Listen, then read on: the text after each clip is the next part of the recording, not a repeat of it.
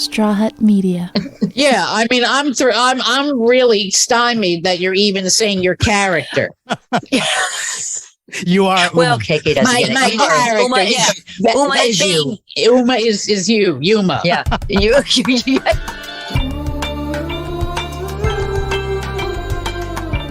Guess who's back?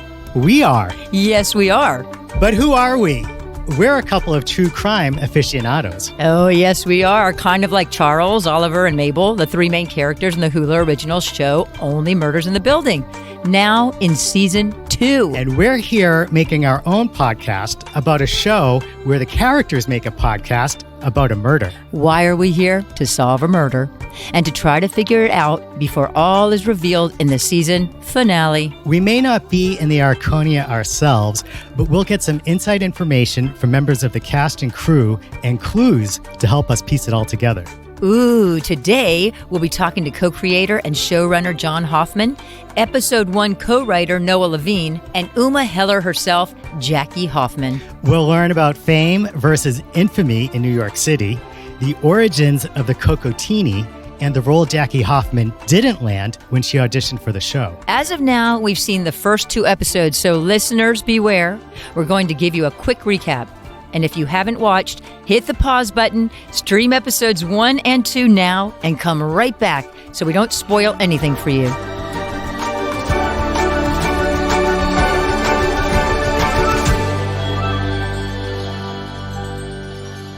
Episode 1.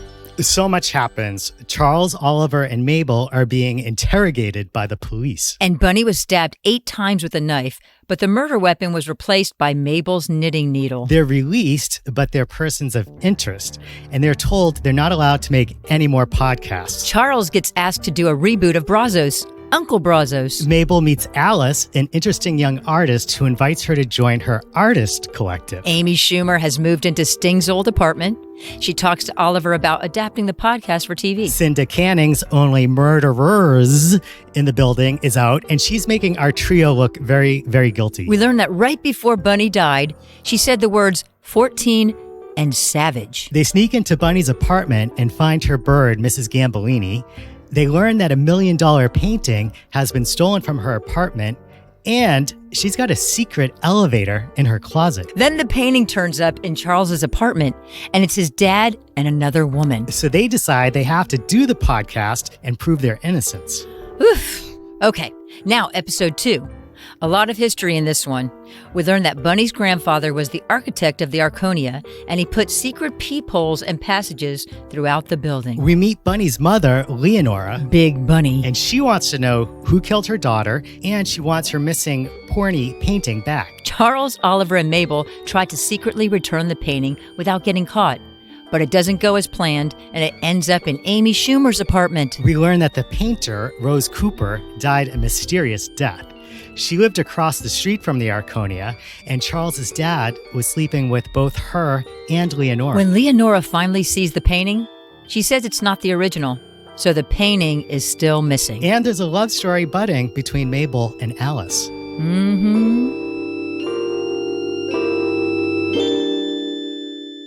That's a nice painting. John, are there any balls in that painting behind you? I just want to know. We're curious. This is John Hoffman. He's the co-creator and showrunner of Only Murders. Plus, he directed the first 2 episodes this season. John was our very first guest last year, and so it feels only natural for him to be our first guest this year. You'll actually be hearing from him throughout the whole season. And John is a fan of our podcast. Well, he's a listener. No, he's a fan. Check it out. So happy to be back. I can't believe it. On an amazing show.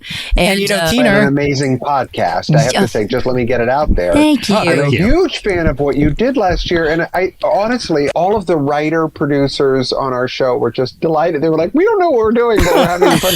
And I loved first of all, I felt like I learned a lot more from them when I was listening than I learned from myself. So I was like, oh, they were terrific. There's the evidence. You're right. For once, KK. He's a fan.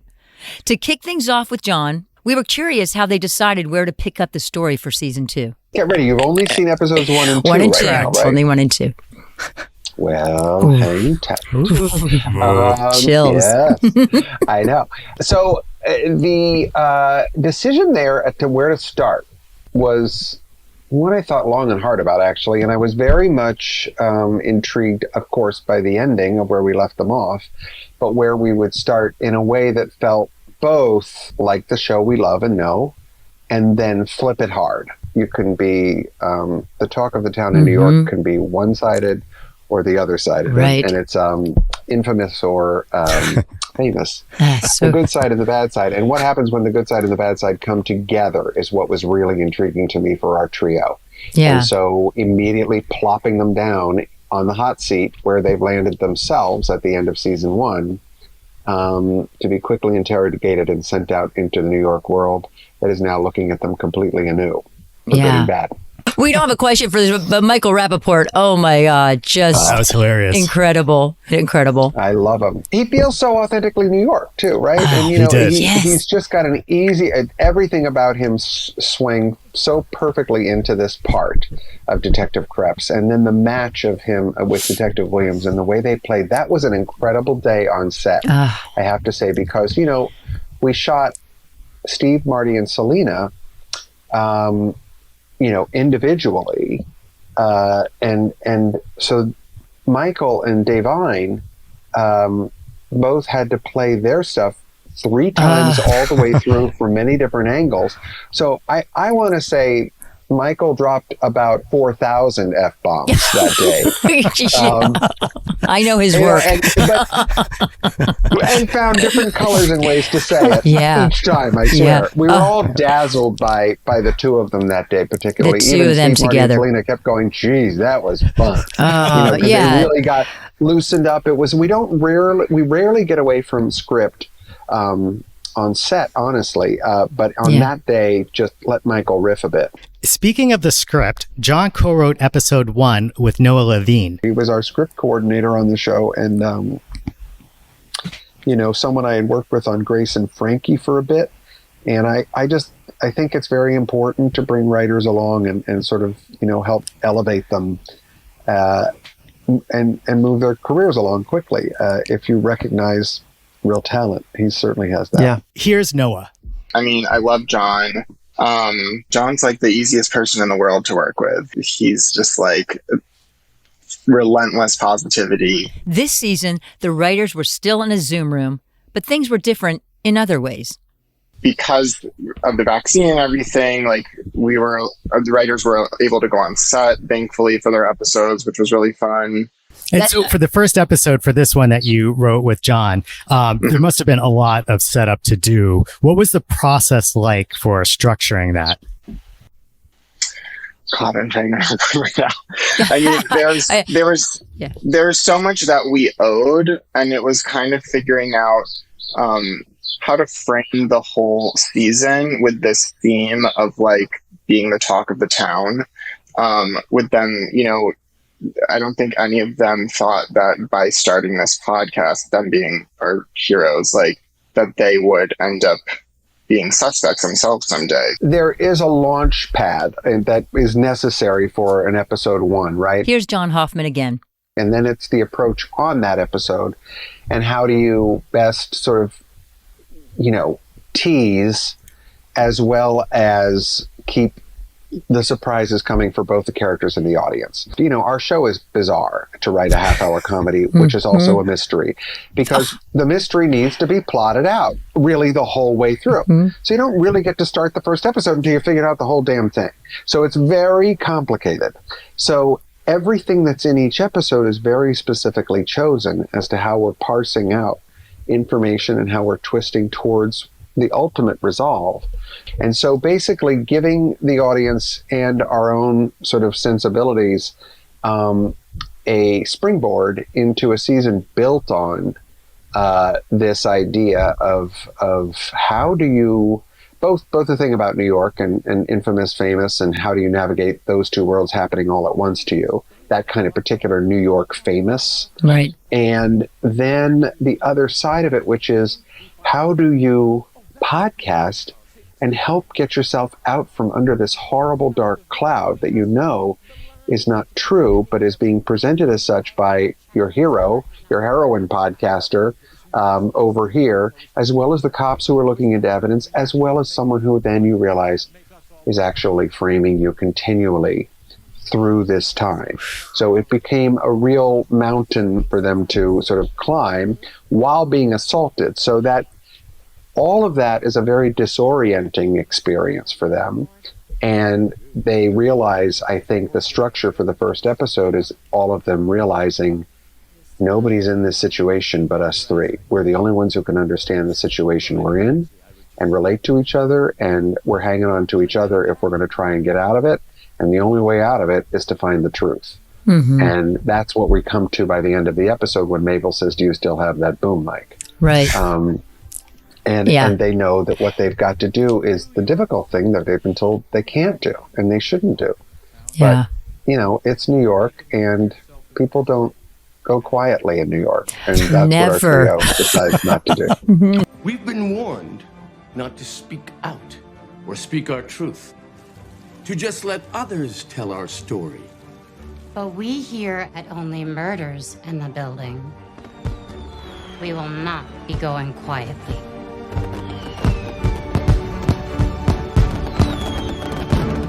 Nailed it. Here's Noah again.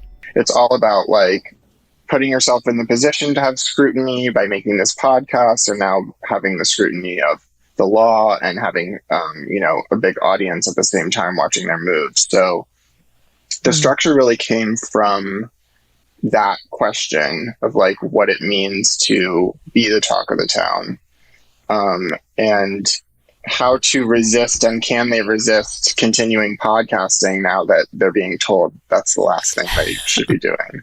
And actually, in episode 1, Charles and Oliver are ready to start season 2 of their podcast.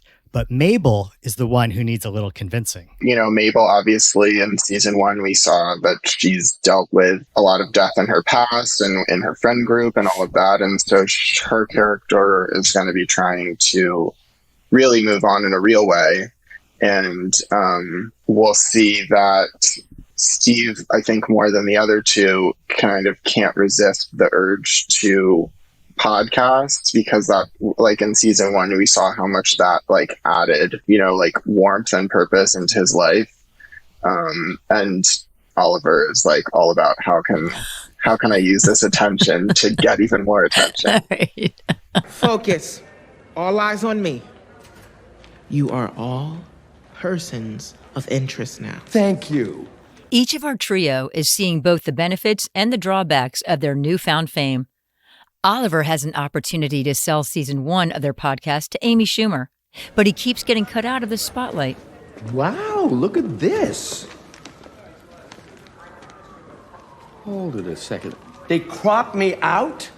This is such bullshit. I'm also involved in this. Mabel's got a troubling new nickname, but she's also being recognized as an artist for the first time. Bloody Mabel. Hashtag Bloody Mabel. Hello, Mabel. This is Alice Banks from Third Art Gallery. We're a little artist collective downtown. Maybe you've heard of us. I know this is insane given all you're going through. A stranger sending you a random video message. But I really love your mural, and I haven't been able to stop thinking about it. Anyway, I know this is last minute, but the gallery are having a little opening tomorrow, and we were wondering if you wanted to come. So, yeah, sending you lots of love and hope to hear from you. Bye. And Charles has an opportunity for a Brazos reboot, except it's not quite what it used to be. We're picked up for a series already. 18 episodes on CBX. Whoa! Crazy, right? With Naomi Jackson. I love her. Who's she playing? She's Brazos. And I would be... Uncle Brazos.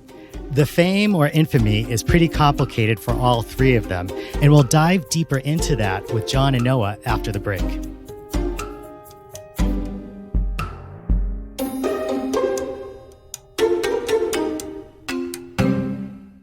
For Mabel and her romance, people are going to be happy about that she's finding some happiness instead of death, right? Instead of all sadness. Can you elaborate a little bit on the potential relationship with Mabel and Alice? I don't know what I'm allowed to say. Did we just accidentally stumble upon a clue there? Here's Noah trying to explain.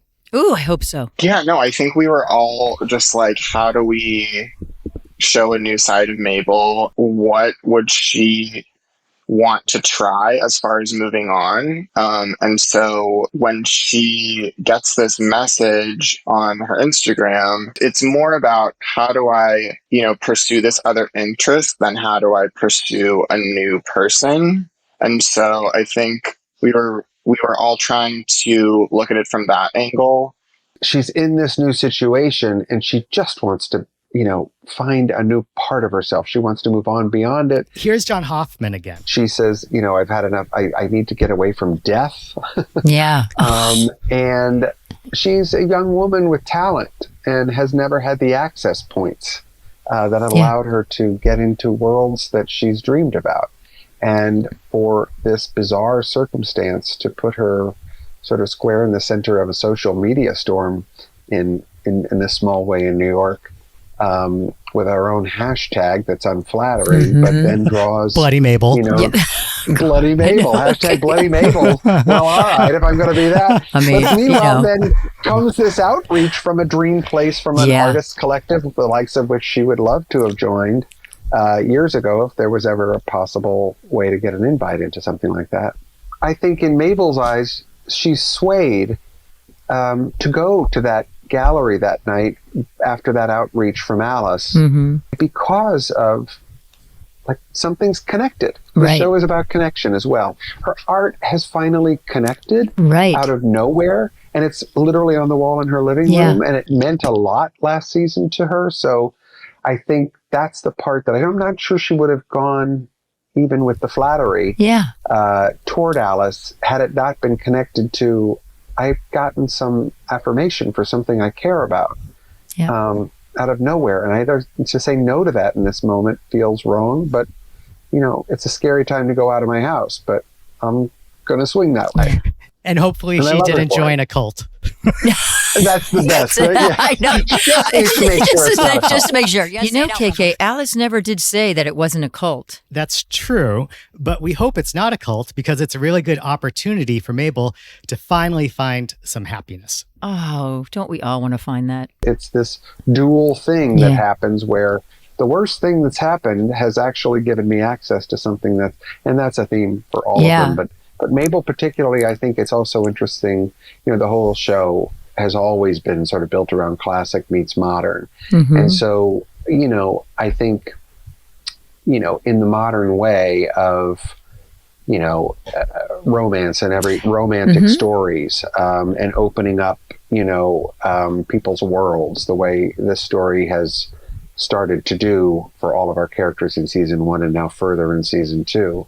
Looking at, the possibilities for themselves. And New York has a way of opening people up and allowing them to sort of explore parts of themselves that they may be surprised by, which I love. Murder can open a door. Murder can open a door. Turns out. And murder has opened a big door for Charles, who has finally landed an acting job after years of being forgotten. The writers seem to have had a lot of fun being mean to Charles. Here's Noah. There's that joke that the producers had him listed as NA/dead. I know. So it's like he's literally this success of the podcast and now being potentially a murder suspect has literally brought him and his career back from the dead. But the producers are also worried he might go to prison, so they keep making his part smaller. The success of the podcast and their own messy involvement isn't just complicating their careers. It's also gained the attention of their hero podcaster, Cinda Canning. I guess she's not really their hero anymore. True. In my new podcast, Only Murderers in the Building, we'll probe into the Arconia and 3 residents who remain prime suspects in the grisly stabbing death of Bunny Folger. It's funny because she is in some ways a reason that they... that the word got out that they were doing this podcast in the first place, when in season 1 she's on Jimmy Fallon and making fun of them. And then lo and behold, obviously she drove traffic to their podcast. So I think she's a little butthurt that now, they have this successful podcast and she obviously needs a new hit herself. Our Trios podcast is such a hit, actually, that the new resident celebrity in the building is even a fan. Oh, well, hello there, Amy Schumer. Well, hello. I mean, Amy Schumer is so fantastic, and I'll have to say, was our fastest yes. She likes the show. She knows and has worked with and loves Steve Martin, and just came right to us with this. But we said, here's what we're doing. Some people are very reticent, I think, to represent themselves in a show, and how to do that. And it happened all very quickly with Amy, actually, and she and I spent some time over a weekend working on some of the stuff within her scenes and making them her own, because in this case, it's not a thing I've tended to do, but in this case, it's her voice and what kind of colors she wants to do within the context of playing herself. So in that case, we just loved sort of the running wonder of who's in the penthouse now. As a thing for our show going that's forward. Amazing. You kind of want to have like the possibilities of a rotating thing that Amy's going to be dissatisfied in that apartment potentially very soon, so who's coming next? Not to tease, but that's so the thing about what I knew we wanted for that character for the piece was to reflect immediately for the audience, their podcast is out in the world and people know about it. Oh, yeah. And the ones that are in the building know about it. So now you have a fan coming to you about your podcast. And our show is very meta. And, just to be able to say things like, well, second seasons are tough. And letting our own neuroses about that come out a little bit here and there. Maybe a little too much, but it was still fun to play with. It's so perfect. It's all so perfect. Yeah. Oh, my God. It made sense. I mean, they're sloppy about the way they put their podcast together, but here they are getting praise. And someone very shrewd is saying, what are you going to do with that thing? Because I'm kind of into it. And that felt really right for Amy. Hey, do you think that's the whole reason she moved into the Arconia? Oh, good question. Hilarious Amy Schumer was a surprise, but you know who else was a delight to see, KK? Who is that? The incredible Shirley MacLaine. Who could drink more Cocotinis? You or Shirley MacLaine? Okay, that's a very knowledgeable question, and maybe someone tipped you off to that question. No. In the weirdest of situations and worlds, I found myself getting to know Shirley MacLaine many, many years ago now. Mm-hmm. And we've become delightful friends. I adore her. Over Cocotinis? Yes. Literally, a Cocotini is what we drink every time we get together. Oh, no way. And no kidding. So that Cocotini comes from many brunches and dinners with Shirley MacLaine herself. Oh, that's hilarious. Who introduced the Cocotini to whom? Like, did she to you? Well, Shirley introduced me to the Cocotini, yes. And I was very much like Howard in episode 2, sort of like, assuming it's a chocolate martini. Yes, that's what I would have thought. Because I'm not a big fan of coconut in general, but a Cocotini. Yeah. It's delicious. So it's worth trying. The MacLaine Cocotini is a thing. It's the MacLaine. Yeah. We need to put that in our little MacLaine Cocotini ingredients. The official cocktail of Only Murders in the Building. Listeners, you can go and taste a Shirley MacLaine approved Cocotini at Geoffrey's in Malibu. We also have a recipe for one you can make at home in the show notes. When we were working on the script and we sent Kristen Newman's script for episode 2, and we sent the script off to Shirley for her consideration, it was very, pragmatic. I was just like, slip that Cocotini in there for Oh, yeah. See if she's reading it. She's like, she's reading. See if she's actually reading exactly. But Shirley called me after reading it and she said, oh, you clever thing. Of course I'm doing this. And the Cocotini was the reason why. So put me over the edge. Yeah, that's fantastic. Yes. I love it. Yes. Meeting Shirley MacLaine on set and just being around her was one of the most insane and special and hilarious things. Here's Noah. But the scene where she was cutting the cheese. I mean, we were just dying. Like, it was over and over again. Yeah.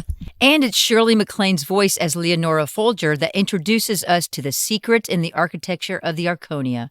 Here's John Hoffman again. It's the cliche of all time to say, the building is a character in the story just as much as the other real characters. But in some way, I genuinely wanted it to be.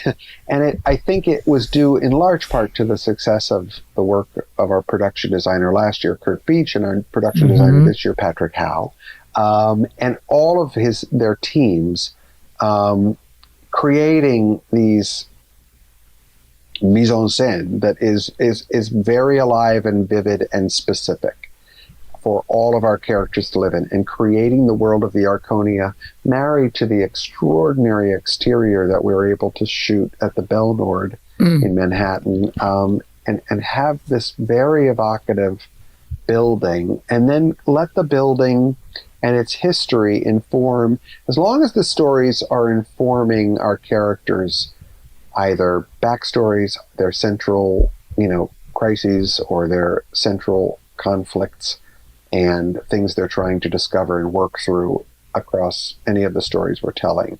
So in this case, I like to know the history of our characters in relation to the story, and the two people we're discussing in episode 2 are Charles and Bunny, and their specific relationships to the building. And through that lens, it felt really intriguing to me to sort of really go down the biographies and explore what could have been the relationships to why is Charles in this building.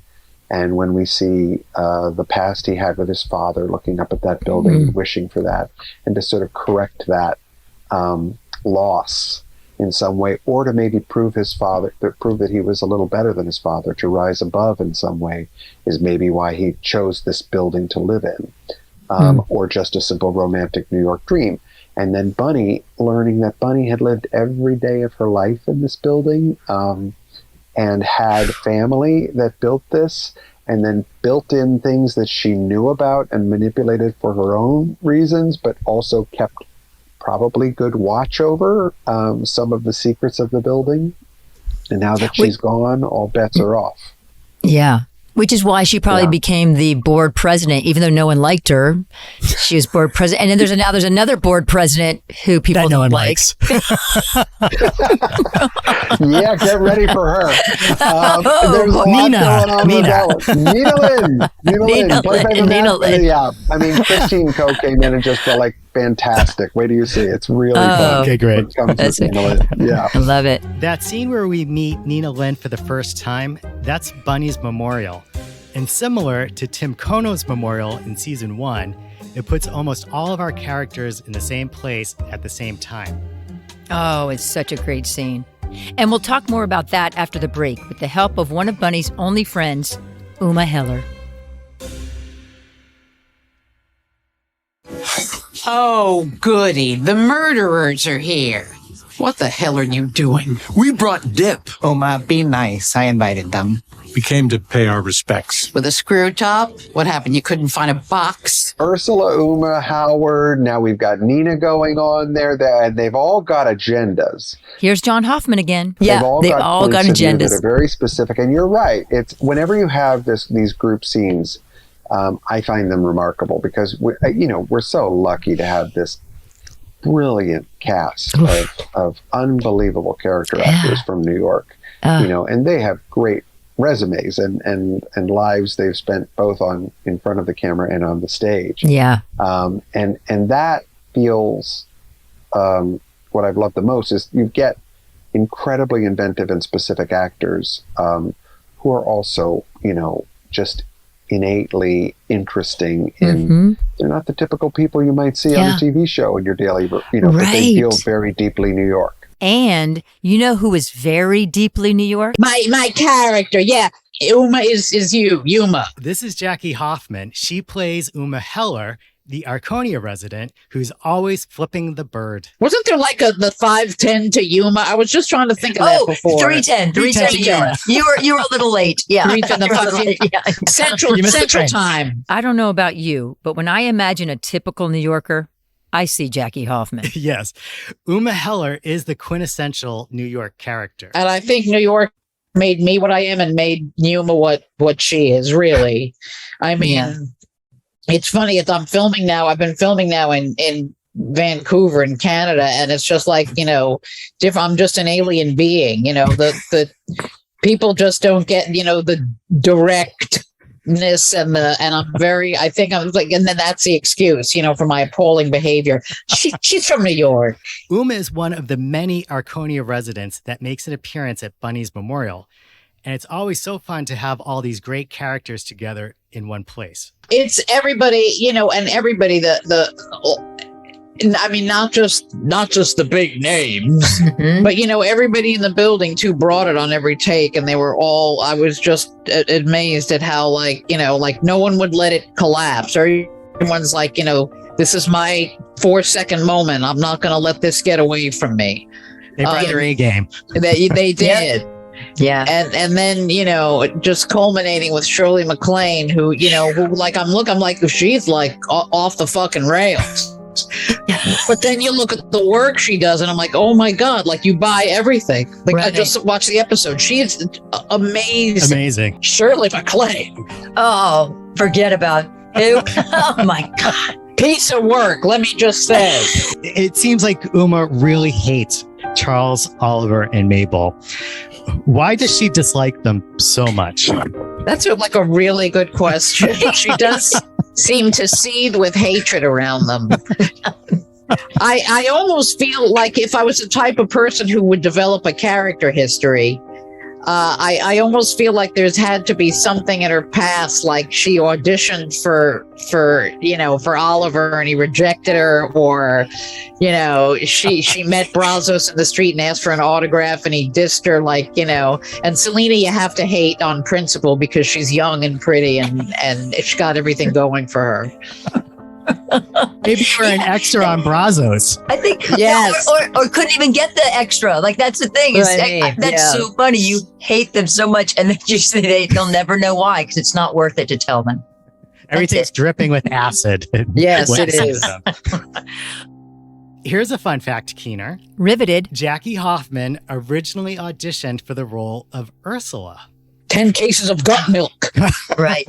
I actually auditioned with that, and the scene was by a file cabinet, and I actually have a file cabinet in my home, and I auditioned with a real file cabinet. I'm like, I got this. It's a real file cabinet. It's mine. Your method.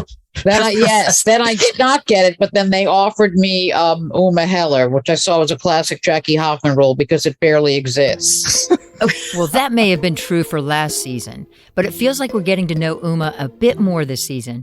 We're getting to know her especially through her relationship with Howard Morris, played by Michael Cyril Creighton. Oh, well, I adore Michael. I mean, Michael, you did a web series way back when the kids were doing what they called a web series. Yep, I remember. And it was called Jack in the Box because he actually in real life worked in a box office. So he played a character called Jack, and it was Jack in a Box. And I played a very Uma-like woman, like a classic matinee lady. I need 2 tickets. But God, that was so we've known each other forever. And we're just delighted with each other. I adore him. So that was a hoot. And I love how these two characters are coming together. You can't, if you could still say the words fag hag, you kids don't know that was not meant to be, that was her, she's his he's my gay friend. Yeah. I think that's in there, LGBTFH. Isn't that in there? I think so. But I love them together. So I hope we get to see more and more. And what I love is that your characters are similar, but he's more, he says it in a quiet way, but he's very, like passive aggressive, and you're just aggressive, which is so lovely. The two, it's just so fun to watch. Someone's a tad more bossy. Volume is power. And we also got to know her and Uma during our interview. She's quick with the one-liners in real life and on set. I love that. I didn't originate the joke, but I did throw in after the screw top wine, what's the matter? You couldn't get a box. So yeah, they count on me to It either gets people really angry at me and gets me in trouble, or people count on me to do it. Bunny had a real eye for erotic art. A lot of people didn't know that. I think it's Uma. I'm not surprised. Bunny was a fucking freak. And Howard. This Rose Cooper painting that she has, it's very porny. A naked man wrapped around a woman's leg, very balls forward. Maybe I'll own one someday. Very balls forward. Very balls forward, just completely. Literally. Literally. Did anyone sit for it? Absolutely. Well, clearly, it is.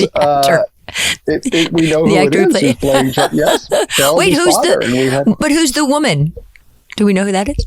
Oh, we don't know yet. There have been assumptions made about who that woman is. Yeah. And they may bear out to be true, and you never know. Our show might surprise you. Amazing. And we went through many versions, truthfully, of that central painting for season 2 with the balls forward. But, we wanted it to feel of something legitimate and the history around Rose Cooper, the artist, and what we learn about Rose Cooper, the artist, and that carries forward as we go forward too. That's a central part of our mystery that does come back around in many ways, with some discoveries up ahead. One discovery we make by the end of episode 2 is that the painting is not the original. That's right. When they all go up to Amy Schumer's penthouse. That was one of the most memorable days of our show, and we've had many. But to be on a set that day, and you could feel it amongst all of them, when you've got Amy Schumer, Steve Martin, Martin Short, Selena Gomez, and Shirley MacLaine all in one scene together.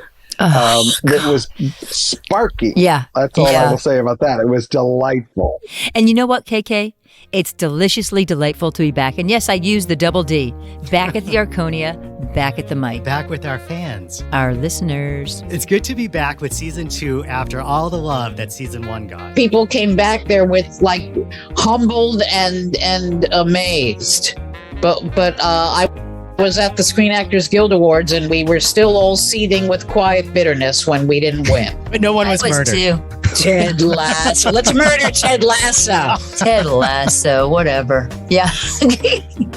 You guys would be the biggest suspects. Uma in the library with a lasso. With a SAG award. Before we get into our guesses on who killed Bunny, we did get a clue from Noah. The only clue I will give you is that this year we really had our fun with the anagrams. Oh, thank you. And by the way, I just want to say, no, in the first couple episodes, there are so many clues and red herrings, whatever they are. We did a lot of planting. We were farmers. Yeah, you were farmers. You really, you hoed, and it was fantastic. Hey, KK, you know what an anagram is, right? Of course, but why don't you tell me? Well, you change the letters around, so I'm just going to say, last season, I did this in the very first episode, and I'm going to say something. Ready? Mabel, change it around. Blame. That's and for right. those of you, say that. yeah, thank you very much. Oh, you're giving me something. Okay, moving on. That's all I have to say.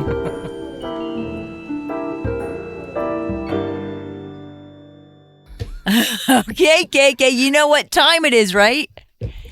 It's my favorite time. It's time for the Who Done It Summit. And this is where Keener and I, based on the first episodes we've seen, episodes 1 and 2, guess who we think the murderer is, write it down on a piece of paper, put it in a sealed envelope, and open it for the first time right now. I love that you have all those visuals when they just are going to hear a rip. So it's awesome. Okay, would you like to go first? I'd like for you to go first, KK. All right, here's my envelope. Blame.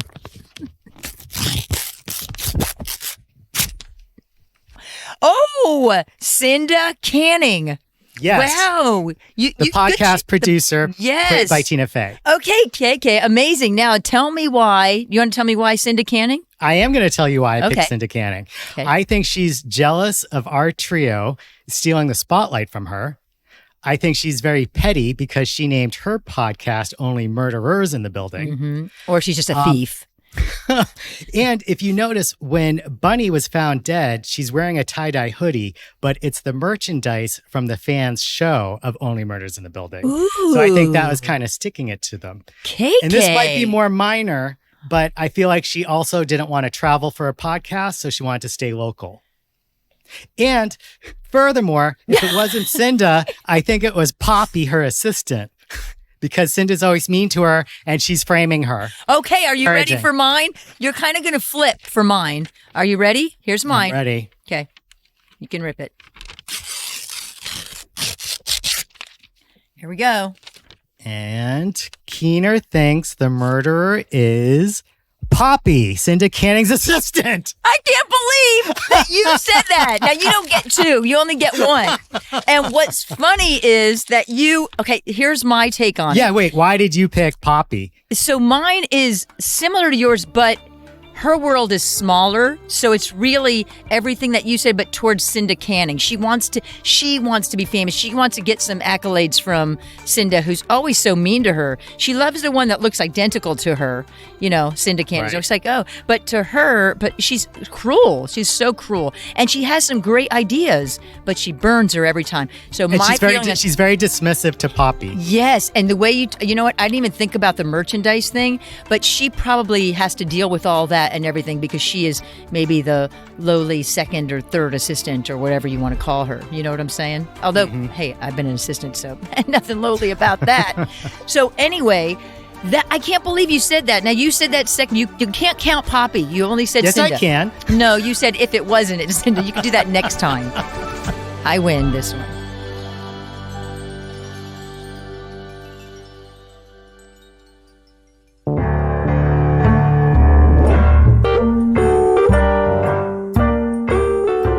Thanks for listening to Season 2, Episode 1 of Only Murders in the Pod. Our inbox is open again, so please send over your thoughts and theories to onlymurders@strawhutmedia.com. And if you're enjoying the show, please leave us a rating and review. It really helps people, future fans, find the show. Only Murders in the Pod is a production of Straw Hut Media. Hosted by Elizabeth Keener, me, and Kevin Lawn. Me. Produced by Ryan Tillotson and Maggie Bowles. Associate producer is Stephen Markley. Original music by Kyle Merritt and Only Murders theme music by Siddhartha Khosla. And a big thanks to John Hoffman, Xavier Salas, Luisa Multini, and the entire Hulu team.